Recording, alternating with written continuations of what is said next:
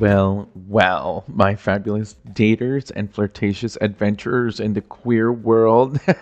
Welcome back to Jeremy Spreads It, the podcast where in season two, it's all about giving queer dating, love, and relationships the attention it deserves, learning to live with intention, and throwing in a little sexual innuendo here and there because why not? This is part four of the first date, making an impression, the mini series. So thank you for sticking around if you've been listening this far.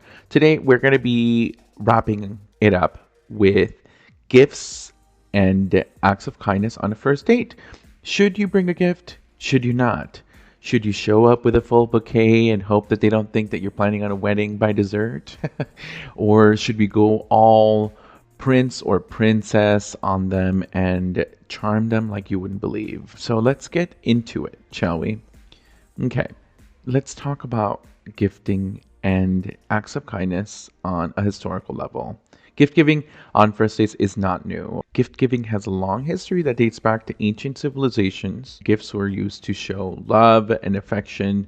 They were also used to exchange items as symbols of peace and alliance and to celebrate important milestones. So, throughout human history, gifting was how people signaled interest in each other before dating apps and shirtless selfies existed. Oh my god, no way. For real? So, particularly in the United States, for early queer culture after Stonewall riots of the late 1960s, acts of kindness were often subtle but bold, like slipping a handwritten note to somebody that you had a crush on, and maybe you didn't know that they were gay, or maybe you did know that they were gay, and this is how you communicated. Thoughtful gifts and acts of kindness have always been a part of wooing somebody, but in 2025, have the rules changed? Should you bring a gift on a first date?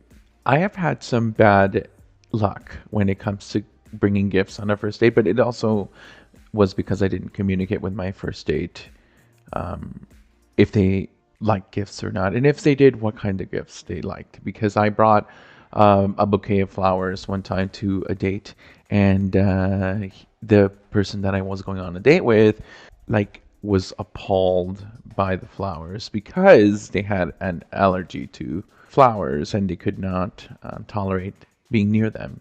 So I had to throw them away, and it actually felt a little bit awkward. But moving forward, I kind of, got the gist of the appropriateness of gift giving. Now, communicating with your date would be essential before you even consider a gift. Okay, so the short answer, should you bring a gift on a first date? Only if it feels right. The long answer, only if it's thoughtful, low-key, and not giving, hi, I've already named our future dog kind of energy. What about getting a gift while on the date? Oh, this could definitely be so cute, and I've done it before. Like if you're talking about something with your first date and you find something about them that's interesting, and then you happen to run into a little something that had to deal with that conversation and about the person that you're dating, it might be a nice thing to get them that little something, as long as it's not too much. You don't want to freak them out.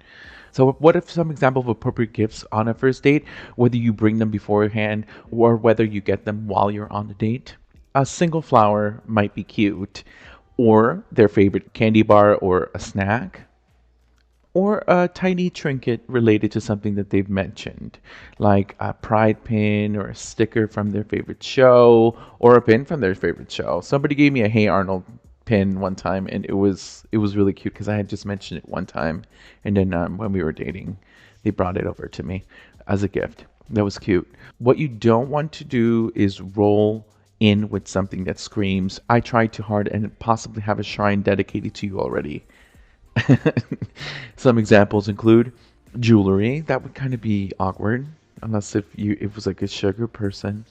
Anything personalized with their name on it. AI photos of the two of you that you just created on Canva after 3 messages, or a full 3-course meal in Tupperware. It's fun. It sounds funny, but somebody's definitely done it.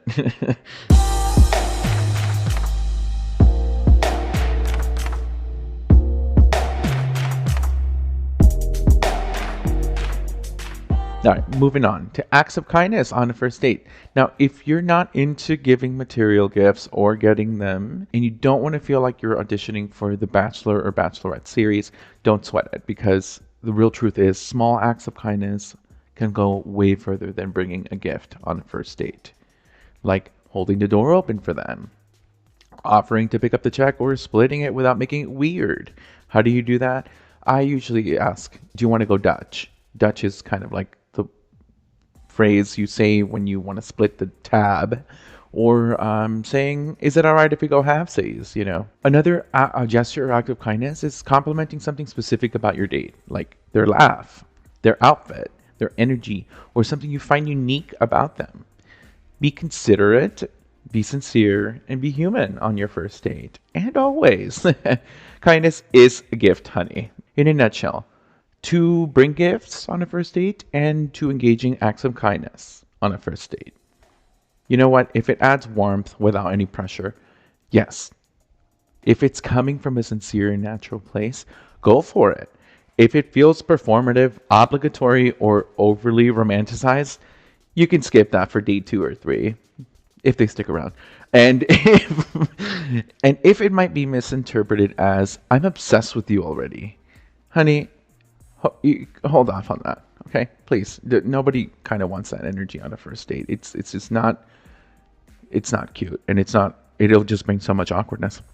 But some thoughts on gifts and gestures: they shouldn't be used as bribes. They shouldn't be used to overcompensate. So maybe something that you think you're lacking. At the end of the day, first dates are about connecting with someone, and it's not all about the theatrics. A small gift can be sweet, a kind gesture can melt walls and hearts, but nothing beats being thoughtful, present, and real. So, whether you show up with a tiny cactus, a matcha latte, or just a killer smile and good attitude, remember that you are the best gift.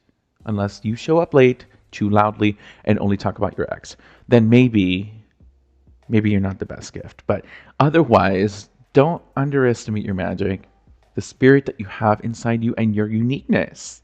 So that's a wrap for part 4 of the first date, making an impression.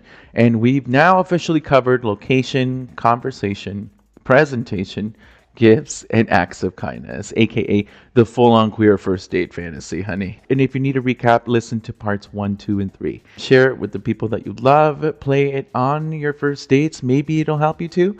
Who knows? Maybe you'll both learn something, laugh, and make it to date 2 or 3 or beyond with matching playlists.